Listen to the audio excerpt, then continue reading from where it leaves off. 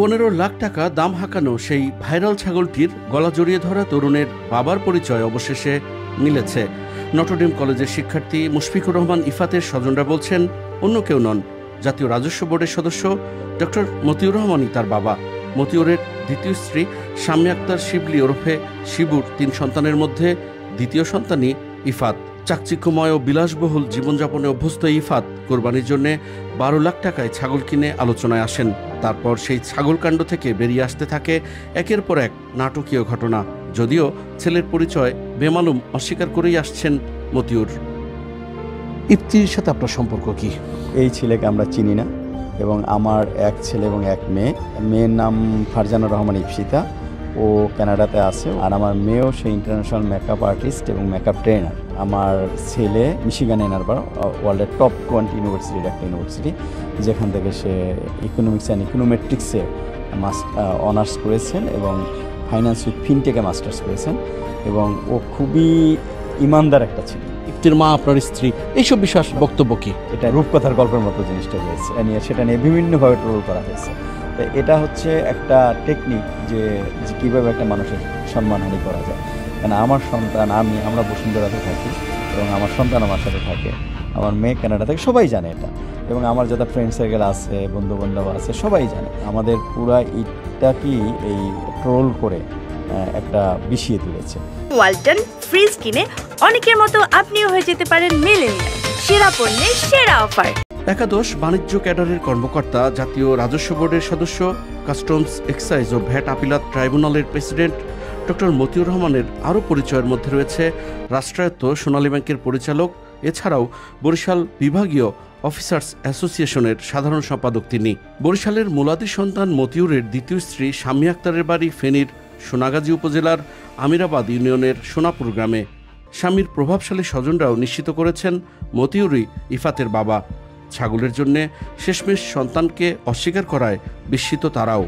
মতিউর রহমান সাহেবের এনবিআর এর মেম্বার, ওনার ছেলে, এটা রাগ করি বলছে আর কি, বুঝছেন। মতিউরের ঘনিষ্ঠ স্বজনরা জানান, প্রথম স্ত্রী বিসিএস শিক্ষা ক্যাডারের কর্মকর্তা লাইলা কানিজ লাকি ছিলেন তিতুমির কলেজের শিক্ষক। সরকারি চাকরি থেকে ইস্তফা দিয়ে বর্তমানে তিনি আওয়ামী লীগ নেত্রী। বিনা প্রতিদ্বন্দ্বিতায় নির্বাচিত হয়েছেন নরসিংদীর রায়পুরা উপজেলা পরিষদের চেয়ারম্যান। তার গর্ভে জন্ম নেয়া 2 সন্তান, তৌফিকুর রহমান অর্ণব ও মেয়ে কানাডা প্রবাসী ফারজানা রহমান ইপসিতা। বসুন্ধরা আবাসিক এলাকার 7 রোডের 384 নম্বর বাড়িতে এই পরিবারটি বাস করলেও দ্বিতীয় পক্ষের স্ত্রী ও তার 3 সন্তান থাকেন ধানমন্ডির ইম্পেরিয়াল সুলতানা ভবনের নজরকাড়া ইন্টেরিয়রে সজ্জিত বিলাসবহুল 5 তলার এই ফ্ল্যাটে। বড় মেয়ে ইফতিমা রহমান মাধবী বারডেম মেডিকেল কলেজের শিক্ষার্থী। ইফতি ছাড়াও ইরফান নামের 7 বছরের শিশু রয়েছে এই সংসারে। তাদের সকলের জন্ম নিবন্ধনে বাবার নাম হিসেবে রয়েছে এই মতিউরের নাম। এদিকে ছাগলকাণ্ডের ঘটনাকে কেন্দ্র করে সোশ্যাল মিডিয়া ছাড়াও গণমাধ্যমের নজর পড়েছে মতিউরের সম্পদের দিকে। যদিও নিজেকে সৎ দাবি করা মতিউর সম্পদ অর্জনের বিষয়ে বলছেন ভিন্ন কথা। এটা কোনো হলো কষ্ট হলো বলেন তো আমার, এটা ওনার সন্তান, এটা ওনার আমার ভাগিনা, এটা সঠিক। এটা উনি অস্বীকার, উনি তো ওনার ছেলে অস্বীকার করছে। এটা নিয়ে আমি কি বলবো বলেন? এটা ঠিক আছে, অবশ্যই ঠিক আছে। এটা কোন মানুষ ঠিক হবে বলেন? এটা কোনো কথা হলো? এটা কোনো মানে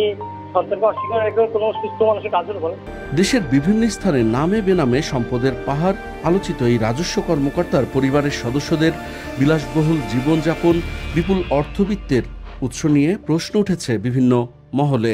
দুর্নীতির বিষয় নিয়েও কথাবার্তা চাউর হচ্ছে, বিভিন্ন জায়গায় সম্পদের পাহাড়। এই বিষয়ে আপনার মন্তব্য কি? মতিউর রহমানের যে সম্পদ আছে সেটা তার ট্যাক্স ফাইলে আছে এবং সেটার সোর্স অফ ইনকাম আছে। মতিউরের একটা সোর্স আছে বা তাদের ফ্যামিলির একটা সোর্স আছে। সেই সোর্সটাকে 4 বার তদন্ত করছে, 4 বারই কিন্তু তারা সেই সোর্সটা মিলিয়ে সঠিক পেয়েছে। বেসিক্যালি একটা জায়গায় আমার এক্সপার্টিজ আছে, সেটা হলো ক্রিপ্টো মার্কেট। আর আমার ওয়াইফের একটা এক্সপার্টিজ আছে, সে সারা জীবন ওই যে টাকা পেয়েছে, একটা জমি কিনছে, বিক্রি করছে, আবার একটা জমি কিনছে। তাই যেটা হচ্ছে যে এইটা আমাদের পুরো দুইজনেরই, আমাদের এগুলো সব ট্যাক্স পেলে যথাযথভাবে আমাদের যতটুকু ইনকাম আছে, সম্পদ আছে, সোর্স আছে। এখন যেটা হয়, সমস্যা যেটা হয়, যেমন মনে করেন বলে দিল যে এইটা মতিউরের বাড়ি, কিন্তু আমার তো বাড়ি না। বলা হলো যে এই ফ্যাক্টরিটা তাদের। এখন মনে করেন একটা ফ্যাক্টরিতে হয়তো মনে করেন 7 জন মালিক, তার হয়তো একটা অংশ আমাদের ফ্যামিলির আছে। হ্যাঁ, তাহলে পুরো ফ্যাক্টরি মালিক তারা। কাস্টমসে একজন কমিশনার যদি দুর্নীতি করে এটা কিন্তু গোপন থাকে না।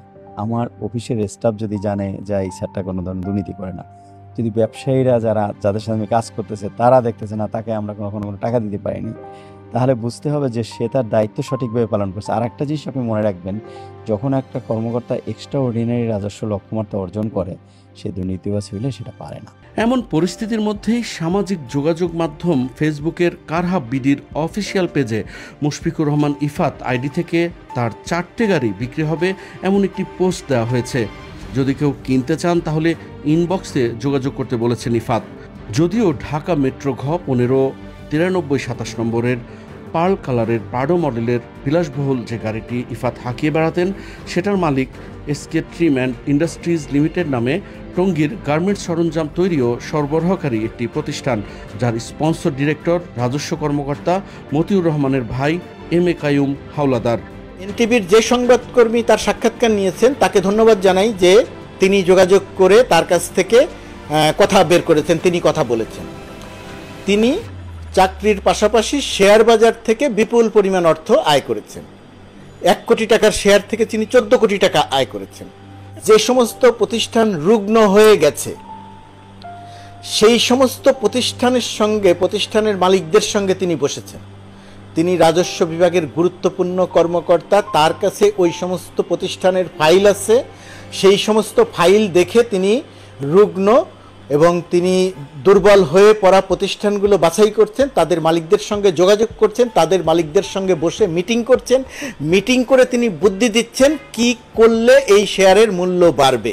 তার যে বিপুল পরিমাণ সম্পদের কথা জানা যাচ্ছে সেটাকে তিনি জাস্টিফাই করছেন এই প্রক্রিয়া দিয়ে, এবং এই প্রক্রিয়াটি সুনির্দিষ্টভাবে আনএথিক্যাল তো বটেই, সম্ভবত এটা বেআইনি বা দুর্নীতির মধ্যেও পড়ে। এদিকে 18 বছরের ব্যবধানে 4 দফায় সম্পদের অনুসন্ধানের পর দুর্নীতি দমন কমিশনের ক্লিনচিট পাওয়া ডক্টর মতিউর রহমানের বিরুদ্ধে আবারও সম্পদের অনুসন্ধানের জন্য টিম গঠনের সুপারিশ করেছে সংস্থাটির যাচাই বাছাই কমিটি।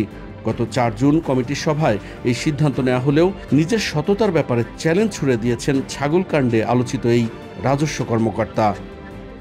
চ্যালেঞ্জ, ওয়েস্টের কমিশনার ছিলাম, এনটির কমিশনার ছিলাম, আমি এখানে ট্রাইব্যুনালের প্রেসিডেন্ট হিসেবে দায়িত্ব পালন করছি। বেসিক্যালি একজন কমিশনারের হাতে ক্ষমতা থাকে, সে ইচ্ছা করলে সে ক্ষমতার অপব্যবহার করতে পারে। আপনারা যদি 1 টাকার দুর্নীতি কোথাও বের করতে পারেন, যে মতিউর রহমান কাস্টমস অফিসকে কমিশনারের দায়িত্ব পালন করাকালীন 1টি টাকার দুর্নীতি করেছে, তাহলে যা বলবেন আমি মেনে নেব। এক ছাগলকাণ্ড থেকেই রাজস্ব বোর্ডের দ্বিতীয় শীর্ষ কর্মকর্তার মানব জীবনের নানা অজানা অধ্যায় উঠে আসায় এখন অস্বস্তিতে তার সহকর্মী সহ স্বজনরা। Zahidur Rahman, NTV news, Dhaka.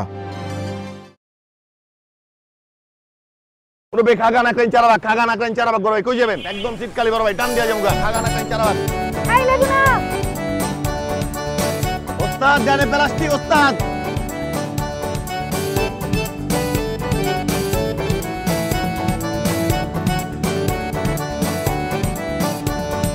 আপনার বান্ধবী আসেনি আজকে? না, কেন রে লাগবে? হে পৃথিবী, তুমি আমাকে ক্ষমা করে দিও। কইছি না বাপ তুইলা কথা কবি না, কইছি না একবার কলিজার টাইন আছে।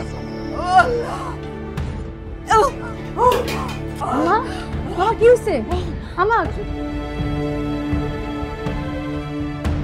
আমাদের মতো মানুষের এসব দেখার শোভা পায় না। উনি আমার কাছে আসছে। কাস্টমার, আমি পাশেই আছি, ঠিক আছে? আমি তোমার কতটা ভালোবাসি, আমি তো মানুষ সুইটিরে ভালোবাসছি।